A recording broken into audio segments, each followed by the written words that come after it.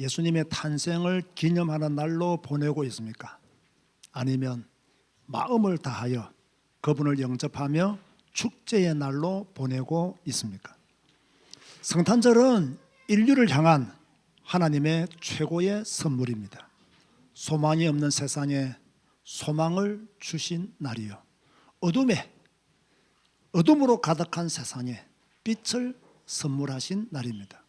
그러므로 성탄절을 단순히 기념하는 날로 지킨다는 것은 뭔가 모자라고 아쉬운 성탄절이 될 것 같습니다. 오늘 본문을 잘 이해하기 위해서는 9장 이전에 나오는 7장과 8장을 먼저 이해해야 됩니다. 제가 7장과 8장을 간단히 소개해드리면요, 남유다가 전쟁의 위기를 맞았습니다. 누가 쳐들어왔느냐? 북이스라엘과 아람 나라가 연합하여 남유다를 공격해 왔습니다. 큰 전쟁이 벌어진 거죠. 남유다는 큰 위기 가운데 빠졌습니다. 큰 위기 가운데 빠지면 여러분은 어떻게 합니까? 큰 문제가 여러분 앞에 왔을 때 여러분은 어떻게 합니까? 그 사람의 신앙을 알기 위해서는요, 위기를 당해봐야 돼요. 그 사람의 믿음을 알기 위해서는 큰 어려움이 닥쳐와 봐야 돼요. 위기 때 하느님 앞에 서는 사람이 있고 사람의 도움을 구하는 사람이 있습니다. 위기 때 하나님의 역사를 바라보면서 엎드려 있는 사람이 있고 자신의 모든 것을 동원하여 해결하려는 사람이 있습니다. 여러분은 어떤 성도입니까? 위기 때 하나님 앞에 섭니까? 아니면 사람의 도움을 구합니까? 위기 때 하나님께 엎드려 하나님의 역사를 기대합니까? 아니면 온갖 잔머리를 써가면서 그것을 극복하려고 합니까? 저는 위기 때 하나님 앞에 엎드립니다. 위기 때 주님 앞에 엎드립니다. 그리고 하나님의 응답을 기다립니다. 이틀이든 사흘이든 10일이든 20일이든 하나님의 응답을 기다립니다. 그곳에서 하나님의 응답을 받고 일어선 가운데 주의 일을 행하는 습관을 가지고 있습니다. 여러분들도 위기 때 하나님을 바라보시고 하나님 안에서 인생의 답을 찾아가시기를 주님의 이름으로 고면드립니다. 그런데요, 이 남유다에 큰 위기가 왔는데 이 남유다가 하나님의 도움을 구하지 않았어요. 여러분, 하나님의 도움을 구하지 않았던 남유다가 어떻게 됩니까? 재앙 가운데 빠집니다. 위기 때 하나님께 엎드려야 하는데 하나님께 엎드리지 아니하고 사람의 도움을 받으려고 하다가 결국 더 꼬이게 되었고 더 큰 재앙이 일어났습니다. 지금 한국 교회는 위기 속에 빠졌습니다. 위기에 빠진 목회자들도 많이 있고 성도들도 많이 있습니다. 이때 사람 바라보고 이때 단체 바라보면 결국 재앙이 임합니다. 지금 내가 아프고 힘들어도 하나님 앞에 서면 하나님이 도우시고 역사하신다는 믿음을 가져야 하는데 그 믿음이 없음을 보고 안타까울 뿐입니다. 남유다는 하나님을 의지하지 않았습니다. 세상의 제국인 아수르를 의지했습니다. 북이스라엘과 아람이 연합하여 남유다를 공격하니까 하나님을 의지하면서 하나님을 바라보면서 하나님의 역사를 기대해야 되는데 옆에 있는 강대국을 의지하여서 우리를 도와달라고 했습니다. 그래서 하나님의 심판이 임할 것을 말씀하고 있는 것이 8장이었습니다. 이 심판으로 말미암아 이스라엘 백성들은 남유다 백성들은 큰 고통 가운데 빠지게 되죠. 이 고통 가운데 빠져 있는 이 이스라엘 백성들에게 남유다 백성들에게 하나님은 빛이 임할 것을 말씀했어요. 그게 바로 오늘 본문 1절과 2절이에요. 여러분, 사람은요, 이 고통을 당하게 되면 뭐든지 힘들어지잖아요. 고통을 당하게 되면 있는 신앙도 없어지는 경우들이 많습니다. 지금 세계 최고 강대국인 아수르가 얼마 전에는 아수르를 의지했는데 그 아수르가 지금 남유다를 공격해 왔단 말이에요. 얼마나 큰 고통이겠어요. 자, 그런데 제가 다시 한번 말씀드립니다. 이런 남유다가 왜 고통을 당했냐 말이에요. 하나님의 도움을 받아야 될 때 사람의 도움을 받았어요. 하나님을 의지해야 될 때 사람을 의지했어요. 분명히 이사야 선지자가 아하스 왕에게 뭐라고 말했냐? 두려워하지 말라. 하나님이 함께 하실 것이다. 이렇게 말을 했어요. 선지자가 예언을 했어요. 두려워하지 말라 했습니다. 그런데 아하스 왕은 두려워하다가 아수르를 의지했단 말이에요. 그런데 지금 그 아수르가 지금 남유다를 공격해 온 거예요. 우리가 왜 고통을 당합니까? 자, 하나님을 믿는데 왜 고통을 당하느냐 말이에요. 제가 볼 때는 하나님을 믿는데 고통을 당한다 딱 두 가지 이유입니다. 하나는 하나님의 계획이 있는 고통이거나 두 번째는 하나님을 안 믿었거나 둘 중에 하나예요. 만약 여러분들이 하나님을 믿는데 고통을 당했다면 진짜 하나님을 믿었는데 고통을 당했다면 그 고통을 통해서 하나님은 여러분에게 더 큰 축복을 주실 줄 믿으시기 바랍니다. 그런데 하나님의 계획이 없는 고통이야. 그러면 그 사람은 하나님을 의지하지 않았기 때문에 찾아온 고통이라는 거예요. 지금 남유다가 그런 고통 속에 있는 거예요. 하나님을 알았어요. 이사야 예언도 들었어요. 그런데 하나님을 의지하지 않았어요. 하나님을 바라보지 않았어요. 그러니까 뭡니까? 고통이 온 거예요. 이런 고통은 뭡니까? 불신앙으로 인하여 온 고통이라 그렇게 말씀을 드릴 수가 있는 거예요. 사람들 중에 고통을 좋아하는 사람이 누가 있겠습니까? 어려운 일 당하는 것을 즐기는 사람이 누가 있겠습니까? 우리는 다 평안하기를 원합니다. 그런데 우리의 삶이 평안하지 못할 때가 많습니다. 고통 가운데 빠질 때가 있죠. 왜 빠진다고요? 진짜 하나님을 믿었다면 하나님의 계획이 있는 고통이요. 그것은 우리가 감당하면 더 큰 축복이 옵니다. 그러나 내가 하나님을 안 믿었기 때문에 고통이 찾아오는데 문제는 고통이 찾아와도 하나님을 안 믿는다는 것이 문제예요. 고통이 찾아와도 하나님을 의지하지 않는다는 것이 문제예요.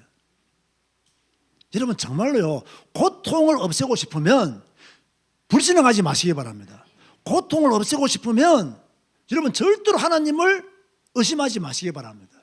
하나님을 의심하면요, 당분간은 잘 되는 것처럼 보여요. 큰일 없는 것처럼 보여요. 세월이 지나가면 지나갈수록 비폐해집니다. 황폐해져 버려요. 그렇기 때문에 우리는 하나님을 믿고 그 믿음 안에서 하루하루 복 있는 삶을 살아야 돼요. 그런데 이런 큰 고통 가운데 있는 이스라엘 백성들에게, 남유다 백성들에게 하나님은 흑암이 없어질 것을 말씀하고 있어요. 1절 보세요. 전에 고통받던 자들에게는 흑암이 없으리로다. 전에 고통받던 자들은 이 말씀은요, 아무도 도와줄 사람이 없었다는 이야기예요. 너무나 큰 고통이 임해서 앞이 캄캄했다는 이야기예요. 자, 그런 자들에게 흑암이 없으리로다. 뭡니까? 답답한 상황에 있는 이 백성들에게 하나님의 소망의 빛이 들어왔다는 말씀이에요. 참 놀라운 말씀이죠. 은혜의 말씀이죠. 그러면서 뭐라고 말하고 있냐? 여호와께서 스불론 땅과 납달리 땅이 멸시를 당하게 하셨더니 후에는 해변길과 요단 저쪽 이방에 갈릴 일을 영화롭게 하셨느니라. 자, 보세요. 자, 우리 교회는 어떤 교회입니까? 성경을 풀어서 설교하는 교회입니다. 목사가 책 읽고 책 이야기하거나 영화 보고 저는 영화를 거의 안 봅니다. 영화 본 이야기를 한다거나 TV를 보고, 저는 TV를 일주일 내내 한 번도 안 틉니다. 그런 이야기를 한다거나 세상 돌아가는 이야기를 한다거나, 어떤 목사님은 오늘날 뭐라더라 그 보니까 제목 보니까 비상계엄에 대한 목사의 견해 이런 것들도 말하고 나는데 저는 그런 견해가 전혀 없습니다. 저는 성경 읽고 성경 공부할 시간도 모자라는데 그런 견해를 밝힐 시간도 없어요. 자, 성경을 풀어서 설교하는 우리 교회에서요, 목사의 고민이 뭐냐면요, 본문 전체 다를 풀자니 시간이 너무 많이 가고, 또 너무 핵심적인 것만 풀자니 너무 짧아서 이해를 잘 못할 것 같고, 그래서 늘 고민이 뭐냐면 어떻게 하면 짧은 시간에 핵심 내는 부분을 잘 전달할 수 있을까? 제가 왜 이 말씀을 드리냐면, 저 오늘요 설교 준비를 하면서요, 그 1절 중반전 이유를 내가 설명을 해야 되나 말아야 되나를 한참 고민을 했어요. 그 1절 중반절 이유를 설명하면 너무 길어질 것 같고 설명하지 않으면 제가 느끼는 감동을 느끼지 못할 것 같아. 그래서 조금 설명해야 되겠다. 자, 1절 중반절에 보면요. 여호와께서 서불론 땅과 납달리 땅이 멸시를 당하게 하셨더니, 자, 이 말은 서불론 땅과 납달리 땅, 이것은요 갈릴리 지방 주변에 있는 이스라엘 땅입니다. 이 땅은요 갈릴리 주변에 있는 이스라엘 땅이에요. 그런데 이 땅들이 멸시를 당하게 하셨더니, 이 말은요 8세기 말에 아수르 왕이 이 이스라엘을 공격해 들어올 때 이 땅을 완전히 초토화시켜 버렸어요. 이 땅이 완전히 무너지게 된 거예요. 그걸 지금 말하고 있는 거예요. 그런데 후에는 해변길과 요단 저쪽 이방의 갈릴리를 영화롭게 하셨느니라. 자, 보세요. 이사야가 지금 이 말씀을 기록하는 이때 예수님의 탄생을 알리는 이 메시지는요 예수님이 오시기 몇 년 전일까요? 제가 이 주보에 오늘 설교문을 안 드렸네요. 몇 년 전일까요? 약 700년 전입니다. 700년 전. 그럼 700년 전에 이사야가 예수님이 오실 것을 예언하신 거예요. 그러면서 뭐라고 말씀하냐면 이 이방의 갈릴리를 영화롭게 할 것이다 했어요. 이 말씀이 어떻게 성취되었을까요? 자, 이미 서불론 땅과 납달리는 아수르 제국이 쳐들어올 때 완전히 초토화시키게 됐습니다. 그렇죠? 그리고 이 갈릴리 땅을 영화롭게 하셨느니라 라고 지금 이루어지지도 않은 일을 지금 이사야가 예언을 하고 있단 말이에요. 그것도 몇 년 전에? 700년 전에. 그럼 이것이 어떻게 성취되어졌느냐? 아시는 분 있습니까? 없겠죠. 없어야 돼요. 있어도 모르는 척 하세요. 그래 내가 설명을 하지. 자, 보세요. 예수님이 탄생하신 곳은 어디예요? 예수님이 탄생하신 곳은 어디예요? 베들레헴이잖아요. 그럼 예수님이 주로 사역하신 곳은 어디예요? 갈릴리잖아요. 그것이 성취되어진 거예요. 예수님이 갈릴리에서 사역을 하심으로 말미암아 이 갈릴리 땅을 영화롭게 하셨다는 거예요. 예수님이 예루살렘에서 사역하신 게 아니에요. 그 유명한 도시, 그 학자들이 많은 똑똑한 사람들이 많은 예루살렘에서 활동하신 게 아니고 뭡니까? 갈릴리에서 예수님이 사역하셨다는 거예요. 예수님이 700년 전에 예언된 그 이사야의 메시지를 갈릴리에서 사역함으로 그 말씀들이 이루어졌다라고. 저는 이것을 딱 볼 때 믿어졌어요. 그리고 깨달아졌어요. 그래서 감격했어요. 야, 700년 전에 예언했고 그 예언된 700년 전의 메시지를 700년 후에 예수님이 갈릴리 사역을 통해서 성취하시고 그 말씀을 이루셨구나. 그 땅이 영화롭게 되었구나 라는 것을 알게 돼요. 여러분이 이스라엘 성지순례를 가보면요 예루살렘 성에 들어가보면요 예루살렘은 굉장히 화려하고 뭔가 삐까반짝해요. 근데 갈릴리 가보면요 별것 없어요. 물론 요즘은 많이 발전해 있어서 볼만한 것들이 있습니다만은 그래도요 예루살렘에 비하면 아주 농촌이죠. 제가 지난주에 서산에 신방을 왔잖아요. 아, 진짜 농촌이더라고. 진짜 농촌이더라고. 그래서 내가 물어봤어요. 도대체 이 시골에서 취미생활을 어떻게 하냐 물어봤더니 책만 죽으라고 읽는데요. 1년에 한 3, 40권 읽는데 그것도 뭐 좋은 취미생활입니다만은 갈릴리가 거기에요. 갈릴리. 지난주 저의 현장을 이야기한다면 갈릴리가 바로 서산이에요. 그런데 그 땅이 뭡니까? 영화롭게 하셨느니라. 700년 전에 이사야가 예언했는데 700년 후에 예수님의 사역을 통해서 성취되어진 거예요. 그러면서 이 이사야는 흑암이 가득한 땅에 큰 빛이 비칠 것이다. 그렇게 2절에 예언하고 있어요. 흑암에 행하던 백성이 큰 빛을 보고 사망의 그늘진 땅에 거주하던 자에게 빛이 비치도다. 자, 흑암이라고 하는 것은요 빛이 전혀 없는 상태를 말하잖아요. 지금 이스라엘 백성들은 아수르의 침공으로 말미암아 빛이 없는 상태였어요. 또 남유다도 뭡니까? 결국 나중에 바벨론에 의해서 망하잖아요. 그럼 뭐 나라가 망했으니까 빛이 없는 상태나 마찬가지였죠. 그런데 나라가 완전히 망하고 빛이 없는 그 민족들에게 빛이 임한다. 예수 그리스도가 오신다. 메시아가 오신다. 어둠에서 벗어날 수 있는 길을 하나님이 열어주셨다. 너희들 후대들에게 메시아가 오실 것이라고 지금 이사야가 예언을 하고 있는 거예요. 그게 바로 성탄절이에요. 이미 예수님이 오시기 전 700년 전에 이사야가 예언한 성탄절의 메시지가 오늘 우리들에게까지 영향을 미치고 있는 거죠. 자, 그런데 그 빛은 어떤 응답을 주었나? 주께서 오시면 이 나라를 장대케 하였다. 그게 바로 3절이에요. 그리고 4절 말씀에 보면요, 주께서 오시면, 큰 빛이 오시면 압제자들의 막대기를 꺾어버리겠다, 그렇게 말씀하고 있어요. 그리고 5절 말씀에 보면요, 전쟁이 완전히 종식될 것이다, 그렇게 말씀하고 있어요. 여러분 5절 말씀 보세요. 이게 재밌어요. 어저리 싸우는 군인들의 신과 피 묻은 겉옷이 불의 섭같이 살라지리니, 이게 무슨 말입니까? 전쟁이 끝났기 때문에 전쟁이 종식될 것이다, 그렇게 말씀하고 있어요. 자, 그렇다면 이 빛의 주인공은 누구시죠? 예수 그리스도시다. 자, 6절과 7절을 다시 한 번 더 우리 큰 소리를 읽읍시다. 시작. 이는 한 아기가 우리에게 낳고 한 아들을 우리에게 주신 바 되었는데 그의 어깨에는 정사를 메었고 그의 이름은 기묘자라 모사라 전능하신 하나님이라 영존하시는 아버지라 평강의 왕이라 할 것임이라. 그 정사와 평강의 더함이 무궁하며 또 다윗의 왕자와 그의 나라에 군림하여 그 나라를 굳게 세우고 지금 이후로 영원히 전의와 공의로 그것을 보존하실 것이라. 만군의 여호와의 열심히 이를 이루시리라. 아멘. 자, 오늘은 어떤 날이냐? 성탄절은 어떤 날이냐?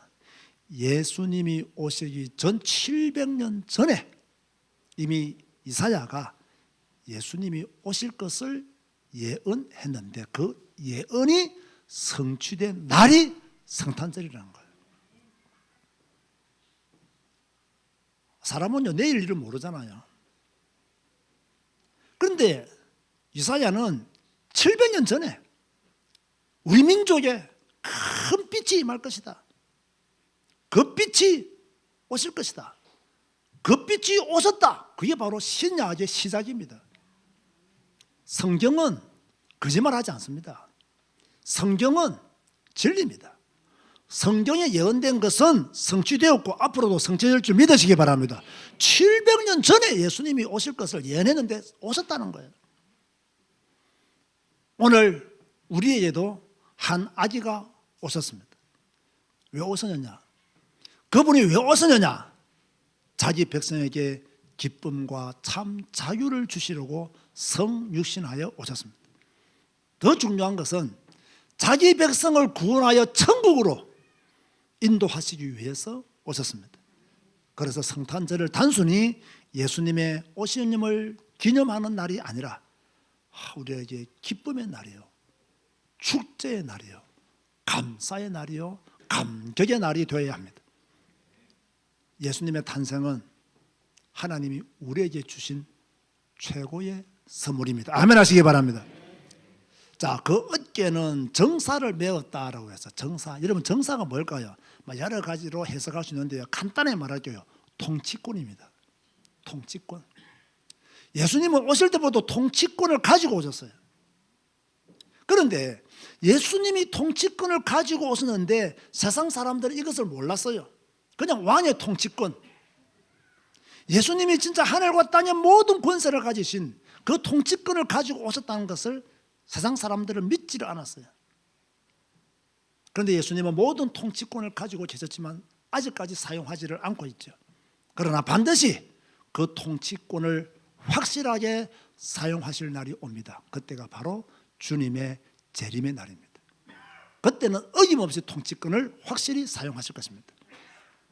그 이름은 기묘자라 모사라 이렇게 말을 했어요. 이 기묘자라 모사라, 이게 약간 해석하기가 어렵다고 말씀하시는 분들이 있어요. 왜냐하면 우리나라에서 잘 사용하지 않는 단어이기 때문에 그래요. 그런데 간단히 말하면요, 놀라운 상담가다 이 말입니다.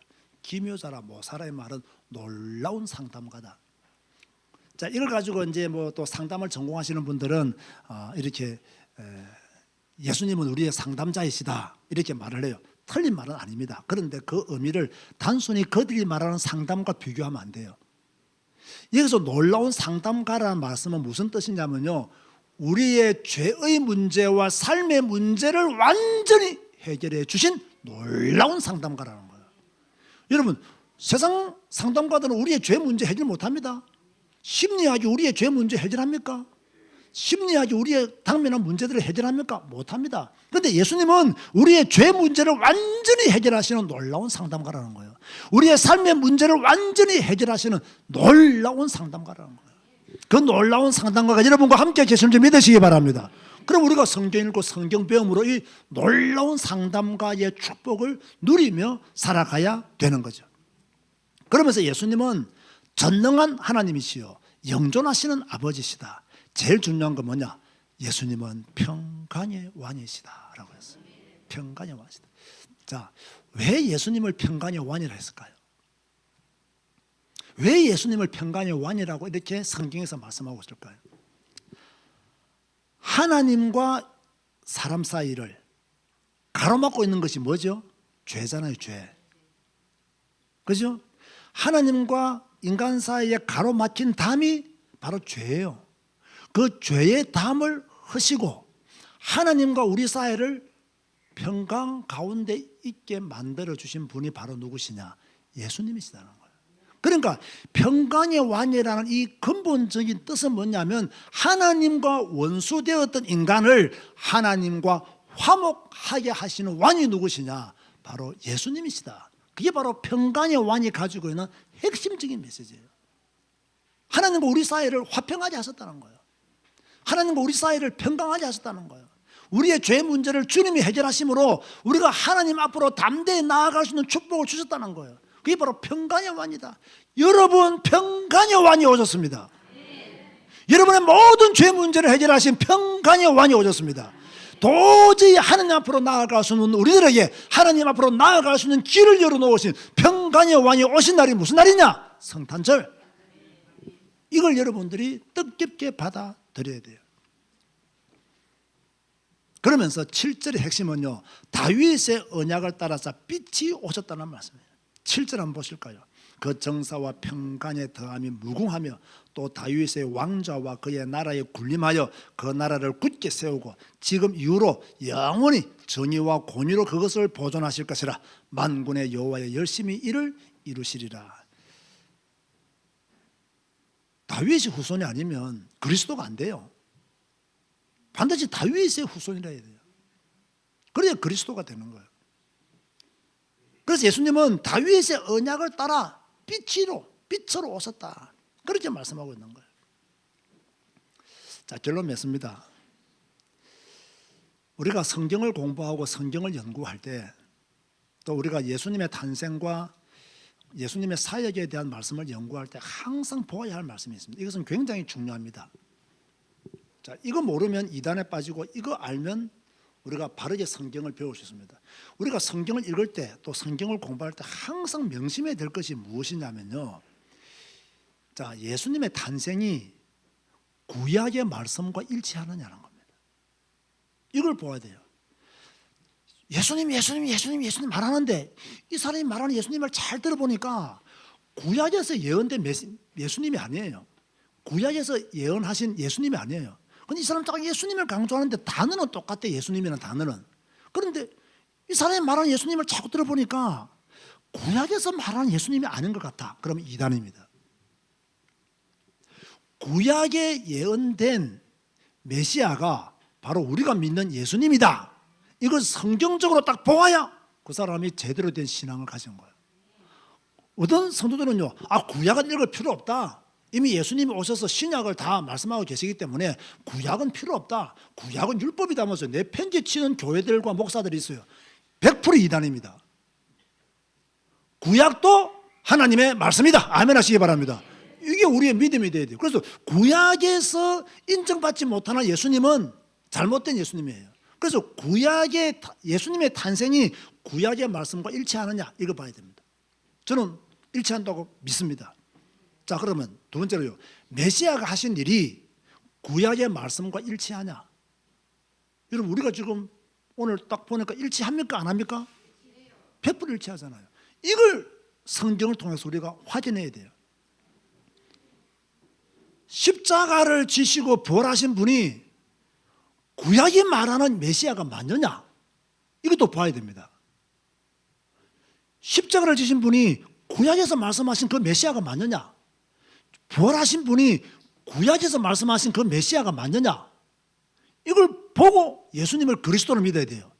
무조건 예수님은 그리스도, 예수님은 그리스도, 뭐 중들이 연불 외우듯이 그렇게 외운다고 해서 예수님이 그리스도가 되는 게 아닙니다. 그 그리스도가 구약에 예언된 메시아고, 그 그리스도가 오셨고, 그 그리스도가 나의 모든 죄를 사하셨고 부활하셨고 앞으로 재림하실 주님이시다.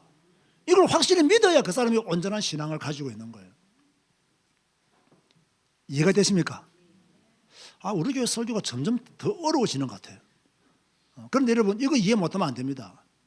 우리는요, 하나님이라는 단어만 쓰면요, 다 똑같은 하나님인 줄 알아요. 예수님이라는 단어만 쓰면 다 똑같은 예수님인 줄 알아요. 복음이라는 단어만 쓰면 다 똑같은 복음인 줄 알아요. 아니에요. 제가 얼마 전에 말했죠. 복음은 무엇이냐?